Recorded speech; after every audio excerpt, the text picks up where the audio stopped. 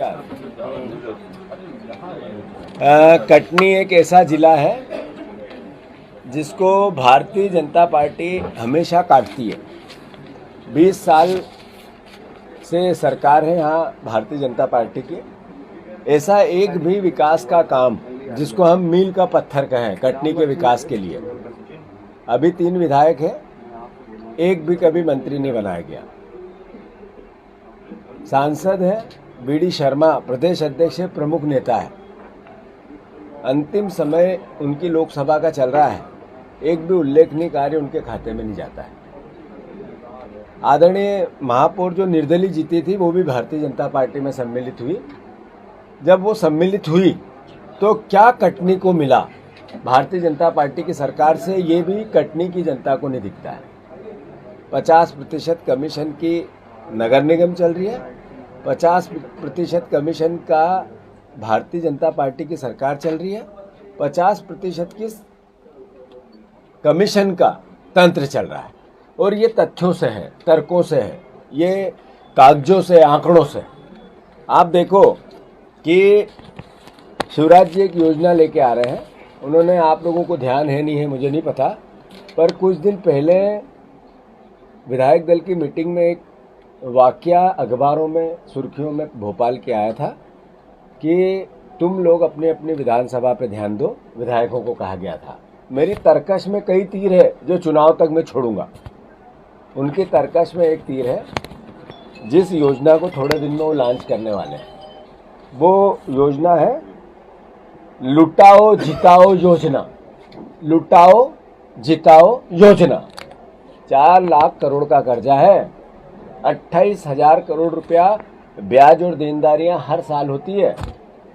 शिवराज जी के शासनकाल में रिजर्व बैंक का पैसा न दे पाने के कारण बम्बई की एक जमीन मध्य प्रदेश शासन की 10,000 करोड़ की 3,000 करोड़ में जब्ती हो गई। जब्ती, पहली सरकार है मेरी जिसने अपनी जमीन जब्ती करवा ली। लोग विधानसभा के प्रश्न के उत्तर के आधार पर ये आप सबके सामने मैं प्रस्तुत कर रहा हूं। पर शिवराज जी लुटाओ जिताओ योजना की ओर तत्पर है। 20 साल में उनको कभी बहनों की याद नहीं आई, 20 साल में उनको कभी कर्मचारियों की याद नहीं आई, 20 साल में कभी उनको रोजगार को लेके भाषण के अलावा कोई एक कदम भी उन्होंने आगे नहीं उठाया। और अब रोज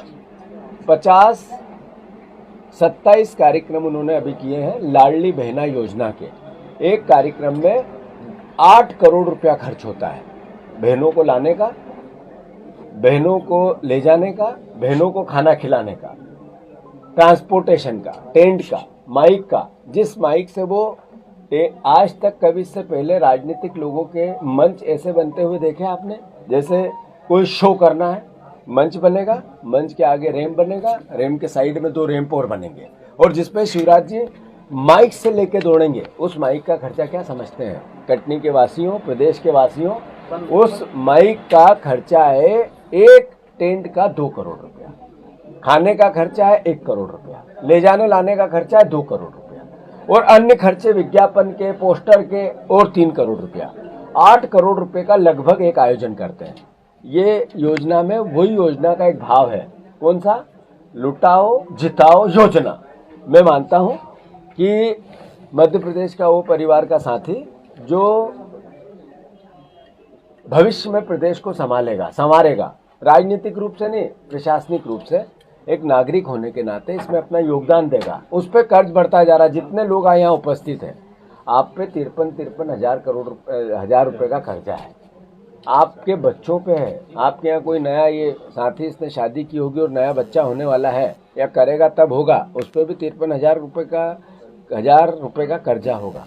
जो बुजुर्ग आज मर रहा उस पर भी होगा।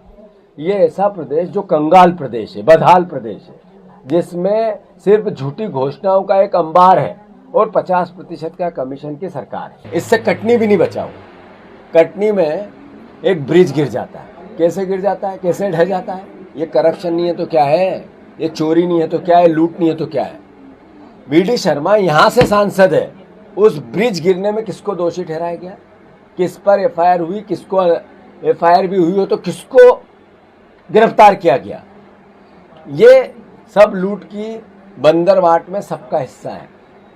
मैं अनुरोध करना चाहता हूँ कि ये जैसा मैंने कहा कि बदहाल प्रदेश बनाया, कर्जदार प्रदेश बनाया, बेरोजगार प्रदेश बनाया, अलोकतांत्रिक लोकतांत्रिक मर्यादाओं को तार तार करने वाला, लोकतंत्र की हत्या करने वाला प्रदेश बनाया।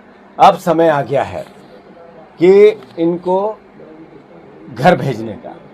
जनता त्राही त्राही कर रही है, पत्रकार भी कहने लगे हैं कि भैया आप एकजुट रहना, इनको बदलना है हमें। लोकतंत्र का चौथा स्तंभ से भी आवाज़ जहाँ जाता हूँ वहाँ यही आती है कि भाई साहब कांग्रेस को एकजुट रखना है और न्याय करना है, टिकट अच्छे देना है, कांग्रेस आपको, जनता आपको चुनाव जिताएगी। यानी लोकतंत्र का चौथे स्तंभ का ये जमीन का प्रहरी भी, ये योद्धा भी जो रोज काम करता है लोकतंत्र को बचाने के लिए, वो भी चाहता है कि सरकार बदले। टोटल 3 घंटे चली, 3 घंटे विधानसभा चली। लोकतंत्र बचेगा कैसे? बातें कैसे होगी? आपकी बातें कैसे होगी? शिवराज जी, इस साल पूरे में जब जब भी विधानसभा लगी, हर बार कभी भी पूरी वो विधानसभा जब से वो मुख्यमंत्री बनने चलाते ही नहीं है, क्योंकि सवाल जवाब का सामना नहीं कर सकते। उनके भी विधायकों के जो सवाल होते हैं उनकी भी मौत हो जाती है। तो साथियों, ऐसा प्रदेश है जिसमें एक लूट की सरकार है, कमीशन की सरकार है, कर्जदार प्रदेश बनाने वाली सरकार है, बेरोजगार प्रदेश बनाने वाली सरकार है, किसानों पर जुल्म और अत्याचार में नंबर 1 हमारी सरकार है। और सबसे बड़ी बात कि आप देखो कि आदिवासियों को लेकर किस तरीके के कृत्य पूरे प्रदेश में जग जाहिर है, जिसने पूरे प्रदेश का चेहरा शर्म से शर्मसार कर दिया है। आप कटनी की घटना देखो, आप सिवनी की घटना देखो, आप मंदसौर की पिपलिया मंडी की घटना देखो, आप अलग अलग जिलों में लगातार मॉब लिंचिंग की बात हो। इससे ज़्यादा नरेंद्र मोदी जी ने शिवराज जी को कहा, उनके आंकड़ों ने कहा कि शिवराज आप ऐसी सरकार चला रहे हो जिसमें सबसे ज़्यादा बेटियों के साथ बलात्कार होता है देश में। शिवराज जी आप ऐसी, नरेंद्र मोदी शिवराज जी को कह रहे हैं कि शिवराज आप ऐसी सरकार चला रहे हो जिसमें अपहरण आदिवासी बेटियों का सबसे ज़्यादा होता है। नरेंद्र मोदी जी की एनसीआरबी के आंकड़े ये कहते हैं कि सबसे ज़्यादा अत्याचार और अनाचार हमारे प्रदेश के आदिवासी भाइयों पे होते हैं। और शिवराज जी मौन रहते हैं, झूठ बोलते हैं, इवेंट करते हैं, विज्ञापन देते हैं, बरगलाते हैं, लालच देते हैं और चुनाव जीत के फिर मुख्यमंत्री बनना चाहते हैं। फिर भी कमी रह जाए तो विधायकों की खरीद फरोख्त करते हैं, मंडी लगाते हैं, उनकी बोली लगवाते हैं। पहले एक युग था, हम पढ़ते थे, लिखते थे, सुनते थे कि गुलामों का युग था जिसमें इंसानों को गुलाम बनाया जाता था। उससे बदतर स्थिति जो चुने हुए जनप्रतिनिधियों को खरीद के गुलाम बनाने का युग अगर कोई लाया तो वो शिवराज सिंह चौहान लेके आए। साथियों, स्थिति क्या है आदिवासियों की? आदिवासियों की स्थिति ये है कि मध्य प्रदेश में 18 साल लगातार इतना लंबा शासन करने के बाद भी आदिवासियों के खिलाफ लगभग 3406 मामले अत्याचार, अनाचार, पीड़ित, अलग अलग तरह की यातनाओं के हैं। मध्य प्रदेश की सरकार का ये आंकड़ा देश में सबसे ज़्यादा है। आप देखो कि शिवराज जी की इसी सरकार में जमीनों के जो पट्टे, देश की सरकार ने भूमि अधिकार कानून के अंतर्गत, वन भूमि अधिकार कानून के अंतर्गत लगभग 6,27,583 पट्टे धारक यहाँ बनने थे, चिन्हित हुए थे। आवंटन हुआ 3,22,699, मतलब 50% वन के भूमि पट्टों के अधिकार आदिवासियों को मिले। आदिवासी सरकार है, आदिवासियों का प्रदेश है। और ये सरकार उनके साथ कितना अन्याय करती है कि लगभग 20,407 आदिवासी गाँव में से 11,000 आदिवासी गाँव में शुद्ध पेय नहीं है। शिवपुर, जहाँ पर चीते आए थे, शिवपुरी उसी संभाग में, ग्वालियर चंबल में, उनके लिए साफ पानी की व्यवस्था के लिए अरबों रुपया खर्च हुआ। पर वहाँ रहने वाला आदिवासी जो गांव में रहता है उसके पास न बिजली है न पानी है। 5 किलोमीटर 8 किलोमीटर दूर से पानी लाता है। ये 20 साल की हमारी सरकार का जो नज़रिया है वो इस तरीके का है। मैं आपको अनुरोध करना चाहता हूँ कि अलग अलग दस्तावेज से उसकी ज़मीन 0.55 हेक्टेयर बेच दी गई। फिर वो इसके लिए पीड़ित दर बदर भटकता रहा, अधिकारियों के चक्कर लगाता रहा, पर न्याय नहीं मिला। ये एक उदाहरण है कि 92,000 एकड़ जमीन कैसे बेच दी इन्होंने आदिवासियों। अब इससे आगे बढ़कर लगभग 500 करोड़ रुपए की कटनी और जबलपुर में 500 करोड़ रुपए, और वो भी गाइडलाइन से, बाजार भाव वो अलग है, इन आदिवासियों की छीन ली गई। और जिसमें पूरा तंत्र लगा था, पूरा तंत्र लगा था। पूरा तंत्र में 4 अधिकारियों, डिप्टी कलेक्टर, एसडीएम, उनके खिलाफ लोकायुक्त हुआ। वो सारे आज भी कहीं न कहीं पदस्थ है। शिवराज जी ने उनके खिलाफ अनुमति नहीं दी लोकायुक्त चलाने की। क्यों, क्या कारण है? अगर आप आदिवासी के हितों की रक्षा करने की बात करते हैं, 4 आईएएस अफसर जिन्होंने इस पूरे जबलपुर के संभाग के घोलमाल में अभियुक्त पाए गए, मेरे पास उनके नाम भी है। मैं मानता हूं उन चारों पर शिवराज सरकार क्यों मेहरबान है, आज तक समझ में नहीं आया।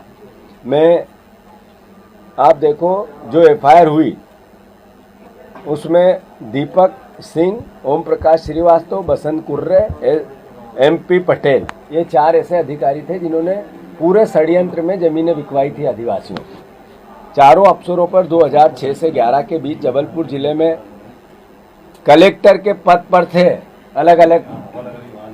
इसमें आप देखो कि प्रदेश में जुल्म तो होते ही हैं, सितम तो होते ही हैं, पर कटनी विजय राघोगढ़ विधानसभा का जीवित आदिवासी रतिया कोल, जिसको मृत घोषित कर दिया, स्थानीय विधायक ने भी वो मुद्दा उठाया था। उनको भावना ये है कि उनका विधायक भी न्याय नहीं दिला पा रहा है। ये हालात है इस मध्य प्रदेश की सरकार के, न्याय के, कानून के, संविधान के।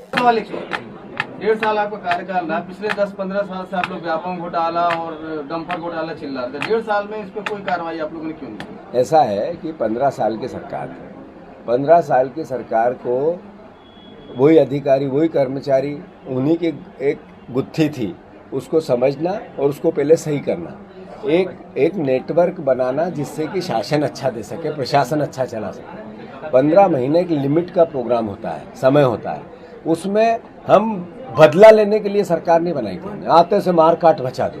हमने न्याय के लिए सरकार बनाई थी। हम जिस पटरी पे आते जब भी तो लोग, जो करप्ट लोग थे वो एकदम तड़प गए कि अब चालू होने वाला है डंडा। तो ये कृत्य बना जिसने सबसे बड़ा भ्रष्टाचार लोकतंत्र का कर दिया, विधायक खरीद फरोख्त। 50 खोखे, आपने सुना था 50 खोखे कितना होता है? ये पूरा कमरा भरा जाए और उसके बाद भी ये सामने भी रखना पड़े और फिर भी 3 टोपले आपको लेके बाहर जाना पड़ेंगे नोट, 500 की गड्डी के। इतने पैसे बांटे भाई, कल्पना तो करो ये आए कहाँ से?